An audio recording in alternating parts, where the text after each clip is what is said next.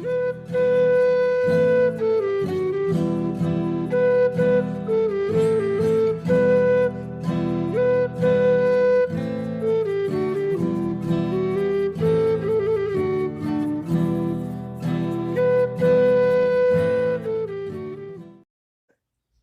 I don't know, it was probably 1985 or 86, probably 86, 1986.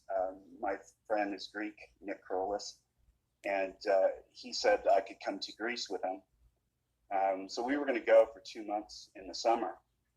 So we flew over to Greece, and it was really hot, like plus 45 degrees, and people were like dying on the streets and stuff. And we went into some really weird places to see his relatives in the middle of nowhere, and there was like rats and shit. I couldn't handle it, and so I was supposed to stay 2 months, but I think I made it 2 weeks.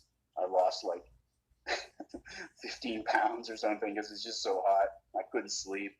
It's just really different, really weird culture. So I'm flying home, and I'm in the Toronto airport, and some man walks up to me, sits down beside me, and he starts talking to me. He's like, "Oh, how are you? Where are you going?" "I'm going to Saskatoon." "Oh, me too. I'm a manager at the bus depot there.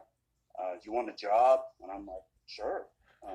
So I get there, and he gives me his information, and I show up at the bus depot, and my job was giving out information when people would call in, like when the buses left.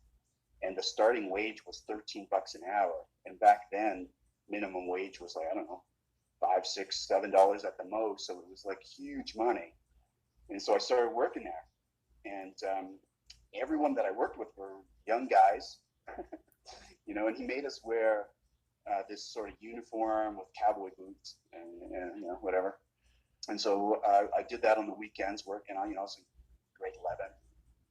Walter Murray, and then he invited me over to his place, and to show me his condo. It was a really nice condo overlooking the river or whatever. And he said, "Oh, you want a beer?" I'm like, "I don't drink that much. I'm only 17, but yeah, sure, I'll have one."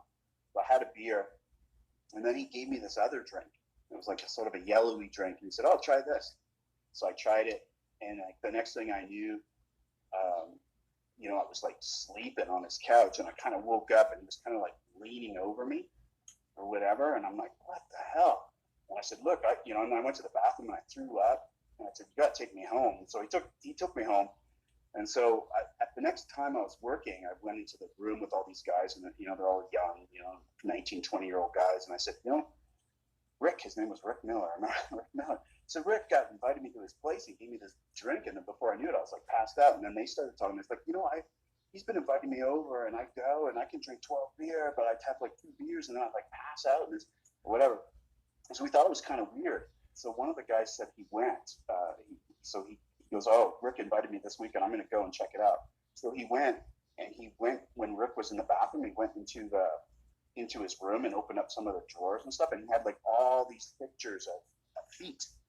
So what he was doing was drugging us and taking pictures of our feet. He had a foot fetish, and that's how I got the job at the bus depot, which I kept forever. Put me through university. Didn't have to take any student loans, but so he got fired. Obviously, I don't know if there was police or whatever, but everyone there had all their pictures of their feet, and that's what he would do: is take pictures of your feet, take pictures of your feet,